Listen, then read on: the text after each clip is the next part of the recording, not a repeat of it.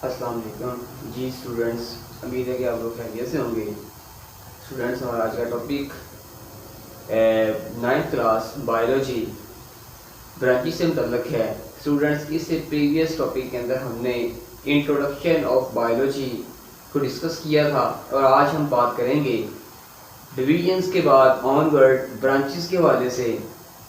इंशाल्लाह 2 और 3 डेज के अंदर ब्रांचेस कंप्लीट होने के बाद हम ऑनवर्ड नेक्स्ट चलेंगे। तो स्टूडेंट्स, आज हम स्टार्ट करते हैं ब्रांचेस ऑफ बायोलॉजी।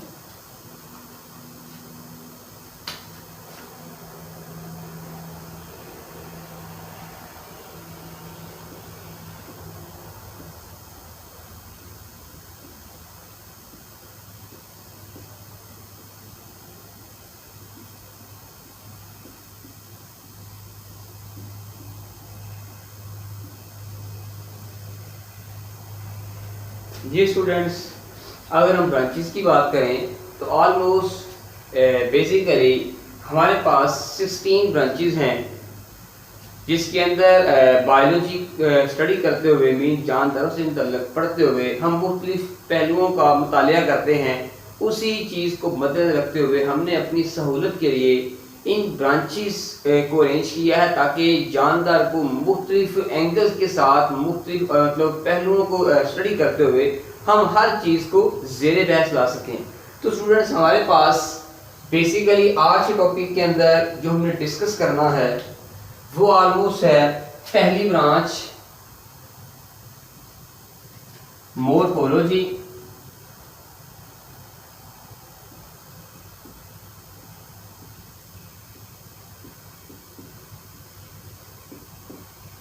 दूसरी branch anatomy,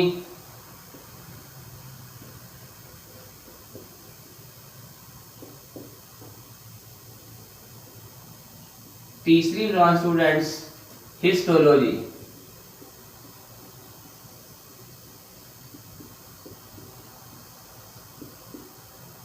onward cell biology.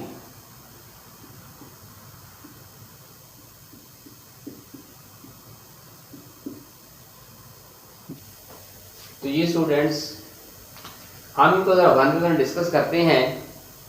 Students, पहली हमारे पास है मॉर्फोलॉजी।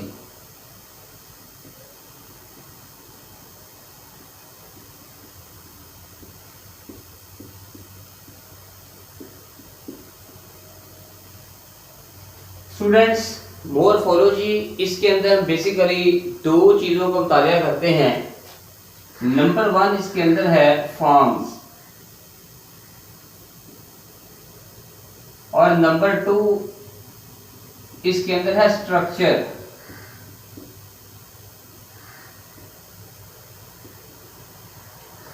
फॉर्म से मुराद ये है कि उसके अंदर आउटसाइड की बॉडी मतलब के साफ कैसे बनी हुई है। स्ट्रक्चर से मुराद ये है कि ओवरऑल आउटसाइड पे ये पूरी बॉडी की अरेंजमेंट क्या है, मीन पूरी बॉडी के अंदर ऑर्गन्स की अरेंजमेंट क्या है, किस तरीके से उनको अरेंज किया गया है, हम स्ट्रक्चर के अंदर पढ़ते हैं। मैं अगर इसको डिफाइन करना चाहूँ स्टूडेंट्स, हम कहेंगे such branch of biology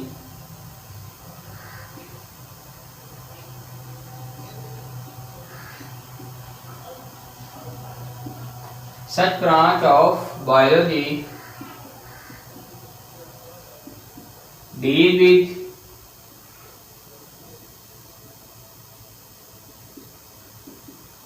study of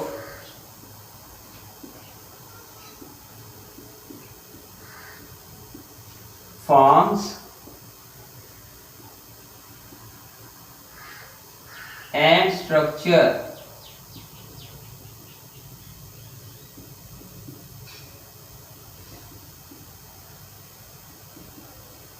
of organism।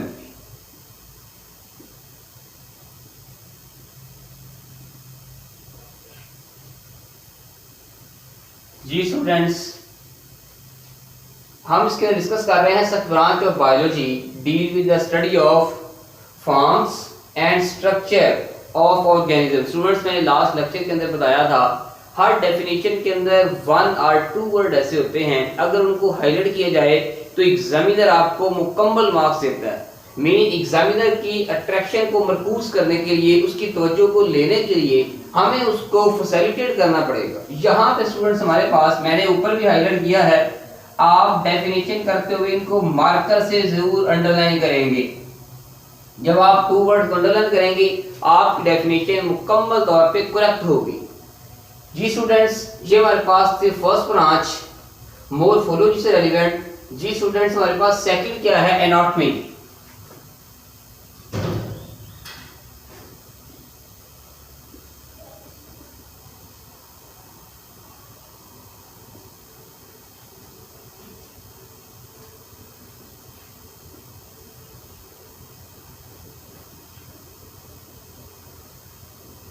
जी स्टूडेंट्स, हमारे पास सेकंड ब्रांच है एनाटॉमी। एनाटॉमी स्टूडेंट क्या है, आपने एक वर्ड याद रखना है। इस डेफिनेशन का और इसका डिफरेंस करते हुए हम यहाँ पे आउटसाइड ऑफ बॉडी की बात कर रहे थे। स्टूडेंट्स, जब आप एनाटॉमी के अंदर डिस्कस करते हैं, इसका मतलब ये है कि हम क्या बात स्ट्रक्चर डिस्कस कर रहे हैं, internal structure.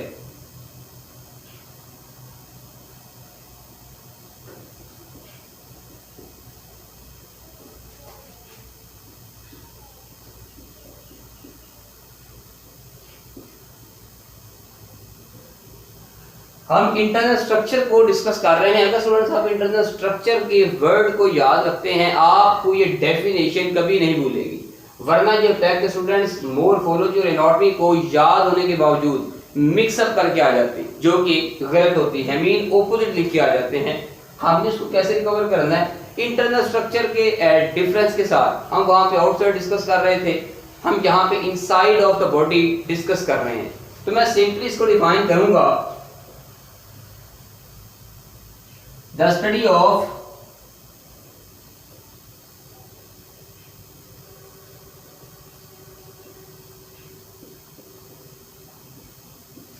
internal structure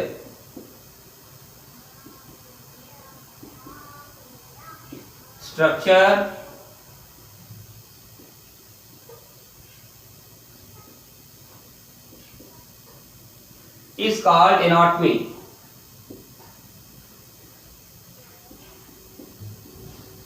Anatomy.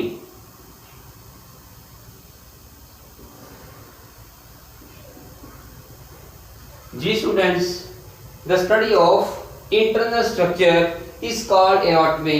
अब जहां पे आपका बेसिक वर्ड क्या है, इंटरनल स्ट्रक्चर का वर्ड आपका मेन है। आप इसको हाईलाइट करेंगे। बेसिकली ये सिंगल वर्ड है, लेकिन मतलब 2 लाइंस पे है, तो आप उस दोनों वर्ड को अंडरलाइन करेंगे। आपके एनाटॉमी की डेफिनेशन मुकम्मल रिकवर होती है। जी स्टूडेंट्स, हम ऑनवर्ड चलते हैं। हमारे पास थर्ड ब्रांच है हिस्टोलॉजी से रिलेवेंट।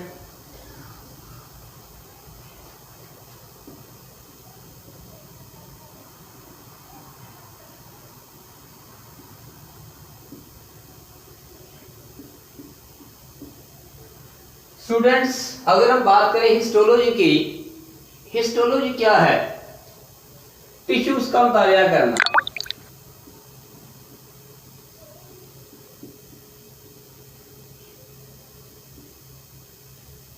एक इसके अंदर याद रखने वाला पॉइंट क्या है, टिश्यूज का मुतालिया। दूसरा क्या है, जब स्टूडेंट्स ये मुतालिया करना है, स्टडी करना है इसको, तो किससे करना है, माइक्रोस्कोप से।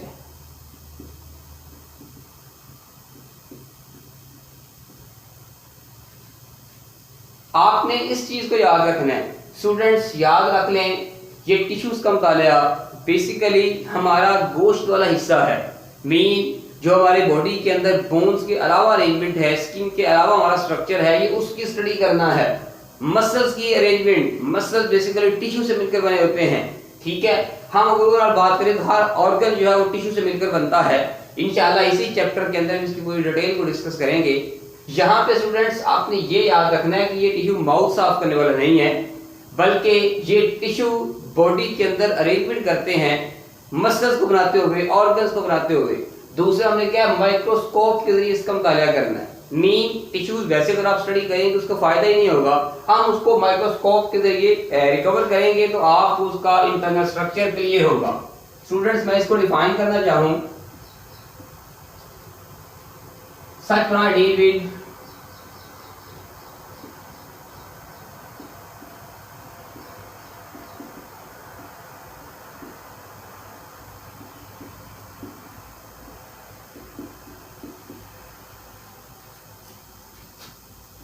study of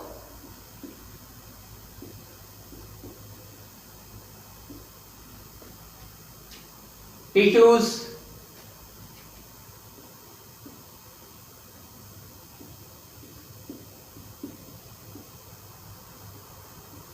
by microscope.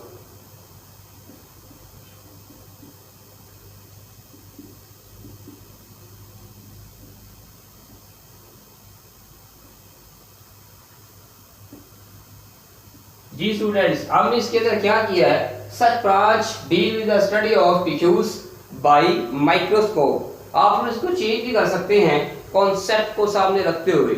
Such branch of biology that deal with the microscopic study of tissues is called histology.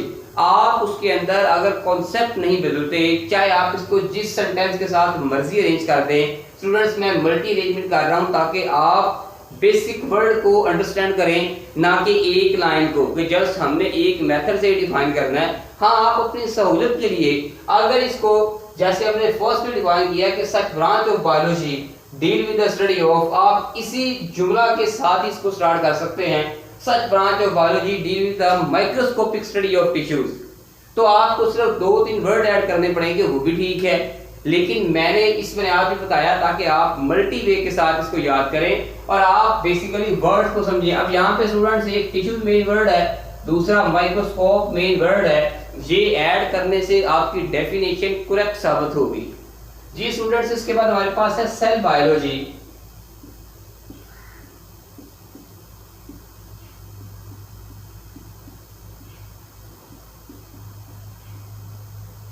Students, cell biology के अंदर हम बेसिकली एक तो सेल का मुताला करते हैं,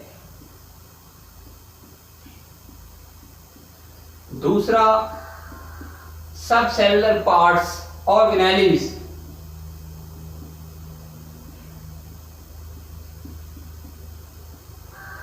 मीन सेल के अंदर मौजूद खुलिए, सेल के सब सेलुलर पार्टिकल्स हम उनका मुताला करते हैं। कंबाइनली ये दोनों मिलकर क्या अरेंज करते हैं, cell biology.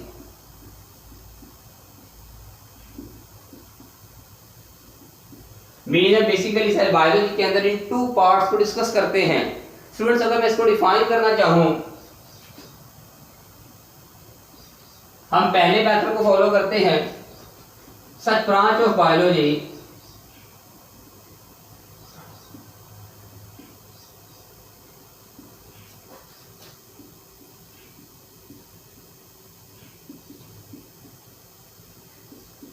deal with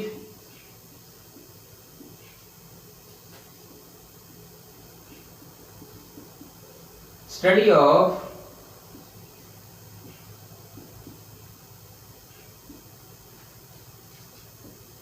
structure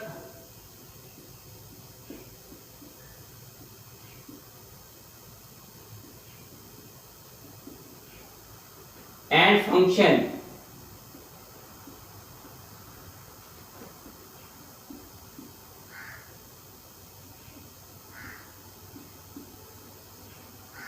of cell and organelles।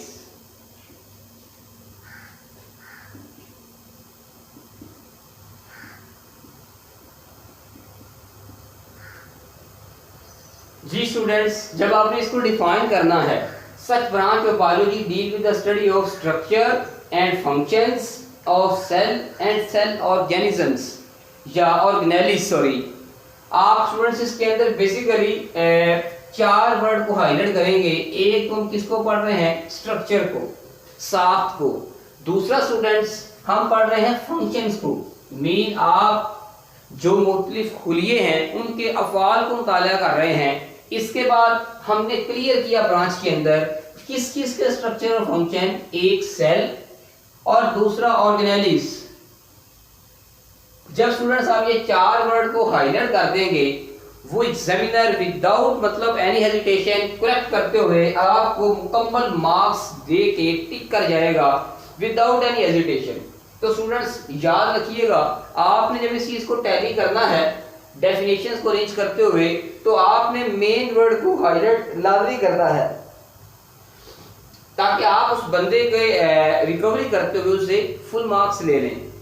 Students मैंने पहले लेक्चर के अंदर बताया था कि ऑलमोस्ट हमारी बायोलॉजी के अंदर मुकम्मल डेफिनेशंस, हर एक डेफिनेशन के बेसिक कॉन्सेप्ट है और हर डेफिनेशन हमारे ऊपर, हमारे सराउंडिंग के ऊपर अप्लाईएबल है। क्योंकि स्टूडेंट्स मैं अक्सर डिस्कस करता होता हूँ कि बायोलॉजी सब्जेक्ट इसकी बाउंड्रीज सिर्फ बुक तक नहीं है, बल्कि स्टूडेंट्स बायोलॉजी सब्जेक्ट इसकी बाउंड्रीज वहां तक हैं जहां तक जानदार हैं, रूह ज़मीन के ऊपर जहां तक जानदार प्रेजेंट है वहां पे बायोलॉजी है। अगर मैं इसका कुछ साइंटिफिक क्राइटेरिया लूं तो स्टूडेंट्स इसके अंदर याद रखिएगा ऑलमोस्ट हमारी कुर्रास के ऊपर 10 किलोमीटर और 20 किलोमीटर डाउनवर्ड मीन सरफेस से नीचे की जानब और इतना ही हाथा ऊपर की जानब टोटल ये 40 किलोमीटर की लेयर बनती है एवरेज, जिसके अंदर समंदरों की गहराइयां और इसके अंदर पहाड़ों की चोटियां दोनों शामिल हैं। इस एवरेज 40 किलोमीटर की लेयर के अंदर जानदार मौजूद हैं और स्टूडेंट्स जहां पे जानदार हैं हम बायोलॉजी को स्टडी करते हुए उन्हीं का मुतालिया करते हैं। मीन इसका मतलब हुआ बायोलॉजी को स्टडी करना असल में हमारे सराउंडिंग के अंदर जो ऑर्गेनिज्म प्रेजेंट हैं उनका मुतालिया करना है। तो स्टूडेंट्स इंटरेस्टिंगली अगर इसको किया जाए तो ये ऑलमोस्ट इजीली रिकवर होती है, क्योंकि इसमें तमाम क्रिएशंस 30% के अलावा विजुअल हैं और जो 30% है वो भी बाय माइक्रोस्कोप विजुअल हैं। जब हम केमिस्ट्री पढ़ते हैं स्टूडेंट्स तो केमिस्ट्री के अंदर ऑलमोस्ट सारे का सारा डाटा वो विजुअल नहीं होता, बल्कि वो 80% 70% ऑलमोस्ट सराउंडिंग कुछ फैक्ट्स को देखा जाता है जो एक्सपेरिमेंट्स के अंदर प्रूव हैं। लाइक एटम की स्टडी हम उसको आम देख ही नहीं सकते, रिएक्शंस का होना, प्रोसेसेस का होना आम उसको नहीं देख सकते। तो स्टूडेंट्स समथिंग हमारी बायोलॉजी विजुअल है, मुकम्मल हमारे सराउंडिंग के ऊपर अप्लाईएबल है। अगर आप इसको कॉन्सेप्ट से कवर करते हैं मैं गारंटी देता हूं कि आप इसको A to Z याद रखते हैं। जब आप टिपिंग वर्ड्स को अंडरलाइन करेंगे स्टूडेंट्स याद रखिएगा कभी भी आप उस डेफिनेशन को नहीं भूलेंगे। हमारे बच्चे अक्सर 3rd और 4th यूनिट पे जाके डेफिनेशन को भूलते हैं। लॉजिक क्या है, हमने असल में उसको रट लगा के याद किया होता है, लेकिन आप उसको कॉन्सेप्ट से याद करें तो याद रखिएगा आप कभी भी कंफ्यूज नहीं होंगे। जी स्टूडेंट्स मुझे आज इजाजत दें, मिलेंगे इंशाल्लाह नेक्स्ट लेक्चर के साथ। दुआओं में याद रखिएगा। अल्लाह हाफिज, अस्सलाम वालेकुम।